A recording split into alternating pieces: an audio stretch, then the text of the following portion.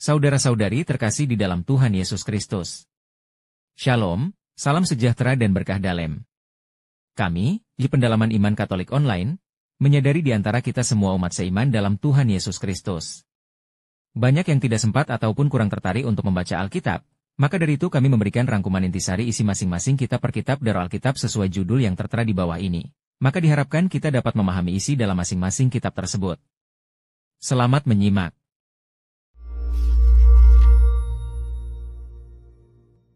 Kitab Nabi Sakaria. Kitab ini disusun setelah orang-orang buangan dari Babel kembali ke Yerusalem. Dan dari kitab Esra, kita tahu bahwa Sakaria bersama-sama dengan Hagai menantang dan memotivasi orang-orang Israel untuk membangun kembali bait suci dan menantikan penggenapan janji-janji Allah. Nah, jauh sebelumnya, Nabi Yeremia pernah berkata bahwa pembuangan bangsa Israel akan berlangsung selama 70 tahun. Dan setelah itu, Allah akan memulihkan hadiratnya di bait suci yang baru dan mendatangkan kerajaannya dan pemerintahan Sang Mesias atas segala bangsa. Penanggalan di awal kitab ini memberitahu kita bahwa masa 70 tahun itu hampir berakhir. Tetapi kehidupan di negeri itu pun sulit.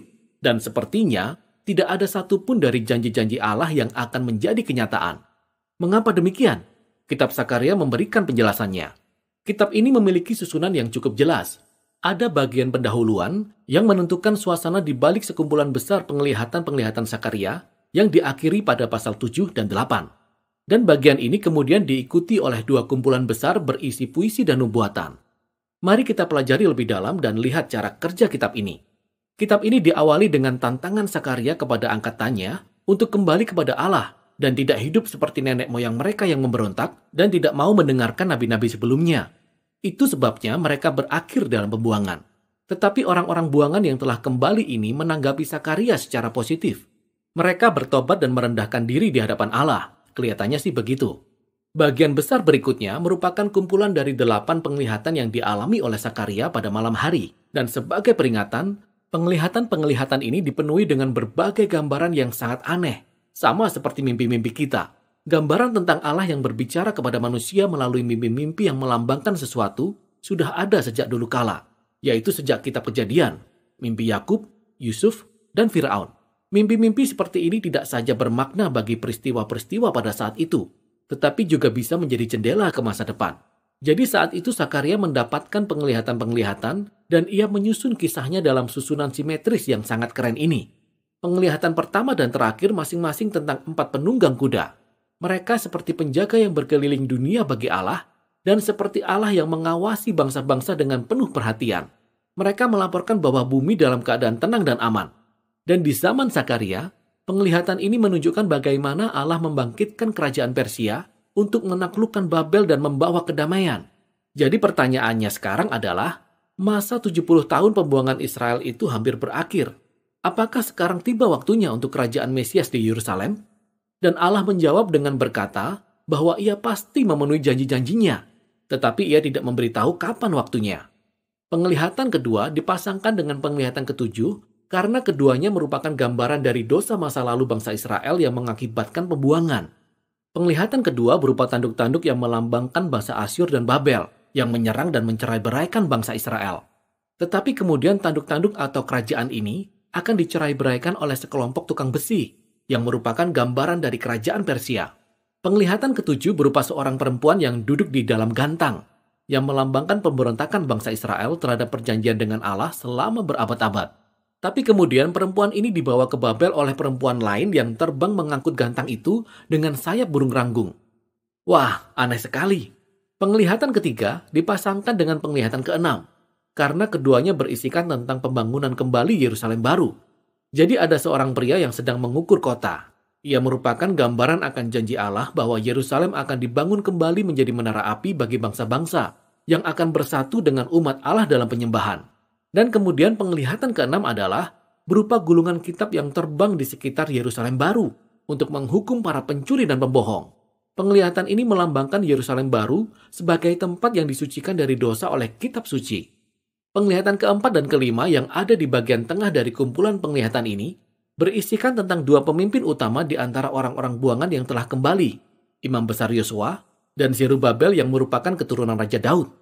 Jadi Yosua mengenakan pakaian kotor yang melambangkan dosa bangsa Israel. Tetapi kemudian pakaian kotor itu ditanggalkan dan ia diberikan pakaian baru dan serban baru yang melambangkan kasih karunia dan pengampunan dari Allah. Dan kemudian seorang malaikat memberitahu Yosua bahwa jika ia tetap setia kepada Allah, maka ia akan memimpin umatnya dan akan menjadi lambang dari Raja Mesias di masa depan. Penglihatan lainnya berupa 2 pohon zaitun yang mengalirkan minyak ke dalam pelita emas yang sangat rinci, melambangkan mata Allah yang mengawasi umatnya. Dan kedua pohon ini melambangkan 2 pemimpin yang diurapi, yaitu Yosua dan Zerubabel, yang memimpin pembangunan kembali bait suci. Lalu Allah berkata bahwa keberhasilan tidak akan datang ke bait suci yang baru ini hanya dengan menggunakan strategi politik. Sebaliknya, kedua pemimpin ini harus bergantung pada pekerjaan Roh Allah. Penglihatan-penglihatan ini ditutup dengan penglihatan tambahan dari Nabi Sakaria yang mengambil tema dari penglihatan keempat dan kelima di bagian tengah. Penglihatan ini berupa imam besar Yosua yang diberi mahkota dan ditampilkan sebagai lambang dari Mesias di masa depan, yang juga akan menjadi imam atas kerajaan Allah. Kemudian Sakaria menutup dengan berkata bahwa semua penglihatan ini akan digenapi hanya jika angkatan ini setia kepada Allah dan mentaati ketetapan dalam perjanjian dengan Allah. Jadi ketiga penglihatan ini menekankan bahwa kedatangan kerajaan Mesias sangat bergantung kepada kesetiaan mereka kepada Allah.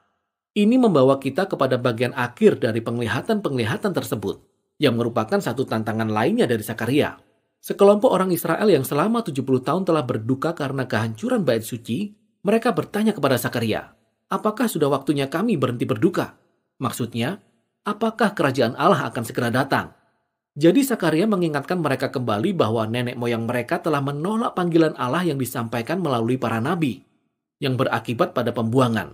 Jadi Sakaria menantang mereka juga. Ia berkata, angkatan ini akan melihat kerajaan Mesias hanya jika mereka mengejar keadilan dan perdamaian dan tetap setia pada perjanjian. Jadi dengan kata lain, Sakaria membalikkan pertanyaan mereka. Ia bertanya, apakah engkau bersedia menjadi pribadi yang siap untuk menerima dan mengambil bagian dalam kerajaan Allah yang akan datang? Dan pertanyaan itu dibiarkan begitu saja. Orang-orang itu tidak menjawab dan kitab ini terus berlanjut. Dan sampailah kita pada bagian terakhir yang sangat berbeda dari pasal 1 sampai 8. Setiap bagian merupakan rangkaian puisi dan gambaran yang bergerak cepat mengenai kerajaan Mesias di masa depan. Yang pertama, pasal 9 sampai 11, menggambarkan kedatangan Raja Mesias yang sederhana, yang mengendarai seekor keledai memasuki Yerusalem baru untuk mendirikan kerajaan Allah di atas bangsa-bangsa. Tetapi tiba-tiba, Raja yang dilambangkan sebagai gembala atas kawanan Israel ini ditolak oleh bangsanya sendiri, lalu oleh para pemimpin mereka yang juga dilambangkan sebagai gembala. Maka Allah melepaskan bangsa Israel ke tangan para gembala yang jahat ini, lalu timbul pertanyaan, apakah bangsa Israel akan menolak raja mereka untuk selamanya? Menurut bagian terakhir pasal 12-14 tidak demikian. Bagian ini merupakan kepingan puisi dan gambaran lainnya tentang kerajaan Mesias di masa depan. Mereka menggambarkan Yerusalem baru sebagai tempat di mana keadilan Allah akan melawan dan mengalahkan kejahatan di antara bangsa-bangsa. Gambaran ini sangat mirip dengan tema-tema di dalam kitab Yoel dan Yehezkiel. Tetapi kemudian Allah juga akan melawan pemberontakan di dalam hati umatnya. Allah berkata, Ia akan mencurahkan rohnya ke atas mereka, sehingga mereka dapat bertobat dan menyesal karena telah memberontak dan menolak Sang Mesias gembala mereka. Pasal terakhir diakhiri dengan Yerusalem baru, tempat di mana semua bangsa akan berkumpul. Kota ini akan menjadi Taman Eden yang baru, dengan sungai yang air kehidupannya mengalir dari bait suci, membawa pemulihan bagi semua ciptaan. Demikianlah akhir dari kitab ini. Jadi Sakaria membiarkan kita merenungkan hubungan antara pasal 1-8 dengan pasal 9-14. Kelihatannya maksudnya adalah sebagai berikut. Kerajaan Mesias di masa depan yang dinyatakan dalam paruh kedua kitab ini hanya akan datang jikalau umat Allah setia pada perjanjian, seperti yang dinyatakan dalam paruh pertama kitab ini. Membaca kitab Sakaria itu seperti suatu perjalanan yang berlika-liku. Penglihatan serta puisi-puisinya dipenuhi dengan gambaran yang mengejutkan, yang tidak mengikuti alur pemikiran yang berjalan lurus. Dan memang itulah maksudnya. Sama seperti sejarah dan kehidupan kita yang tidak selalu berjalan dengan tertib dan teratur. Tetapi para nabi memberi kita sekilas pandang mengenai tangan Allah yang bekerja dan menggerakkan sejarah untuk mencapai tujuannya. Dan akhirnya, Sakaria mengajak kita untuk memandang jauh melampaui segala kekacauan dan berharap akan datangnya kerajaan Allah yang seharusnya dapat mendorong kita agar setia di masa kini. Demikianlah inti dari kitab Sakaria.